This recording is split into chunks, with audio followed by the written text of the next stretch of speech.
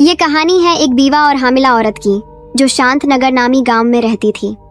9 माह बाद जब उसकी बच्ची पैदा हुई तो उसका शौहर इस दुनिया से चला गया।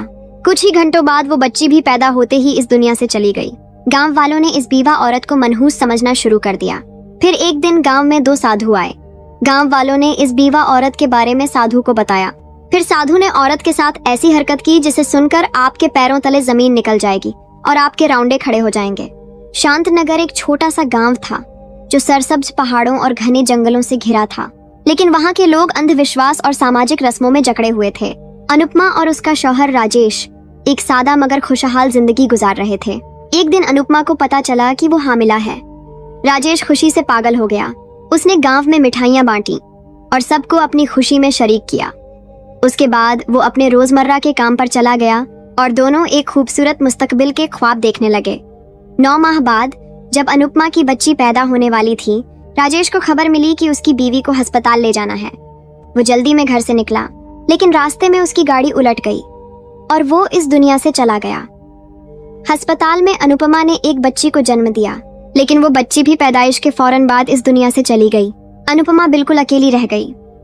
गांव वालों ने उसे मनहूस समझकर तानों और तौहीन का निशाना बनाया। वो तन्हा अपनी झोंपड़ी में रहती, रातों को चांदनी में रोती और अपने दुखों की वजह जानने की कोशिश करती। एक दिन गांव के बाहर 2 साधु आए, भगवा लिबास में मलबूस। उनके चेहरों पर तेज और आंखों में गहरा राज झलकता था।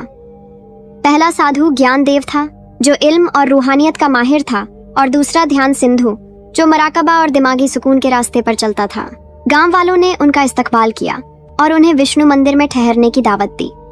ज्ञानदेव ने अनुपमा को देखते ही कहा, ये औरत दुखों से घिरी है, लेकिन इसके मुकद्दर में कुछ खास लिखा है। गांव वाले हैरान हुए क्योंकि वो अनुपमा को हिकारत से देखते थे। अनुपमा भी ये सुनकर सोच में पड़ गई कि ये साधु इसके बारे में क्यों ऐसी बात कर रहे हैं। अनुपमा का फैसला। एक रात जब गांव सो रहा था, अनुपमा विष्णु मंदिर गई। वहां दोनों साधु उसका इंतजार कर रहे थे। ज्ञानदेव ने पूछा, बेटी तुम क्यों आई हो? अनुपमा ने रोते हुए कहा, मैं जानना चाहती हूँ कि मेरी जिंदगी में इतना दुख क्यों है। मैंने अपना शौहर और बच्ची दोनों खो दिए। ध्यान सिंधु ने जवाब दिया, तुम्हारा दुख तुम्हारे पिछले कर्मों का नतीजा है, लेकिन तुम अपना मुकद्दर बदल सकती हो अगर तुम हमारे इम्तिहानात पास करो। अनुपमा ने फौरन कहा, मैं तैयार हूँ। ज्ञानदेव ने कहा, कल सुबह सूरज निकलने से पहले जंगल के बरगद के दरख्त के नीचे आओ। वहां से तुम्हारा सफर शुरू होगा। पहला इम्तिहान, खौफ पर फतह। अगली सुबह अनुपमा जंगल के बरगद के दरख्त के पास पहुंची। दोनों साधु वहां मौजूद थे। ज्ञानदेव ने कहा, ये दुनिया एक भ्रम है। अपना मुकद्दर बदलने के लिए तुम्हें अपना खौफ जीतना होगा।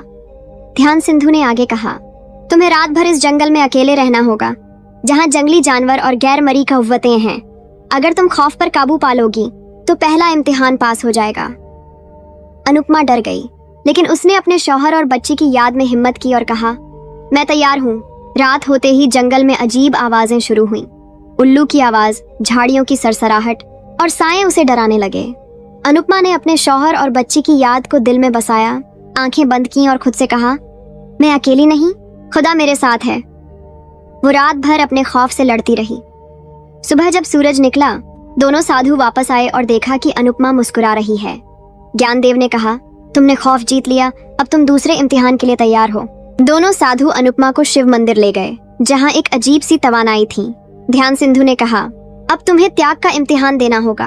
तुम्हें अपनी सबसे प्यारी चीज तर्क करनी होगी। अनुपमा सोच में पड़ गई। उसके पास कुछ ज्यादा न था सिवाय राजेश की तस्वीर के, जो उसकी आखिरी याद थी।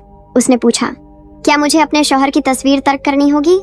ज्ञानदेव ने कहा, हाँ, अगर वही तुम्हारा सबसे बड़ा लगाव है, लेकिन सच्चा त्याग दिल से होता है। अनुपमा गांव वापस गई, अपनी झोंपड़ी से तस्वीर ली और तालाब पर जाकर उसे पानी में बहा दिया। गांव वालों ने उसे पागल कहा, लेकिन जैसे ही तस्वीर पानी में डूबी, अनुपमा के दिल का बोझ हल्का हो गया। वो जंगल वापस आई। ध्यान सिंधु ने कहा, तुमने त्याग का इम्तिहान पास कर लिया, अब आखिरी इम्तिहान बाकी है। आखिरी इम्तिहान, दूसरों के लिए जीना। ज्ञानदेव ने कहा, ये इम्तिहान तुम्हारी रूह का है। तुम्हें साबित करना होगा कि तुम दूसरों के लिए जी सकती हो। ध्यान सिंधु ने बताया, गांव में एक बूढ़ी औरत है जो भूखी और बीमार है। तुम्हें अपना खाना और झोंपड़ी उसे देनी होगी और फिर 3 दिन तक जंगल में बगैर खाए पिए मुराकबा करना होगा। अनुपमा ने अपनी झोंपड़ी और खाना बूढ़ी औरत को दे दिया और जंगल चली गई। 3 दिन तक उसने मुराकबा किया। पहले दिन भूख और प्यास ने सताया, लेकिन उसने अपने दुखों को याद करके हिम्मत न हारी। तीसरे दिन उसे एक इलाही तवानाई ने घेर लिया। जब वो मुकम्मल हुआ, दोनों साधु आए और ज्ञानदेव ने कहा, तुमने सब इम्तिहान पास कर लिए, अब तुम्हारी जिंदगी बदल जाएगी, अनुपमा की नई जिंदगी। ध्यान सिंधु ने आशीर्वाद देते हुए कहा, तुम अब एक ताकतवर रूह हो। तुम न सिर्फ अपना बल्कि दूसरों का मुकद्दर भी बदल सकती हो। अनुपमा के अर्ध गिर्द सुनहरी रोशनी फैल गई। जब वो गांव लौटी, उसके चेहरे पर इलाही नूर था। गांव वालों ने उसे इज्जत दी और माफी मांगी। अनुपमा ने कहा, सच्ची ताकत हमारे अंदर होती है। जब हम खौफ, लगाव और अना को तर्क कर देते हैं तो हम आजाद हो जाते हैं। उसके बाद अनुपमा ने गांव वालों की मदद शुरू की, खास तौर पर बीवाओं और गरीबों की। उसकी कहानी शांत नगर में एक अजीम सबक बन गई। Like, subscribe, share.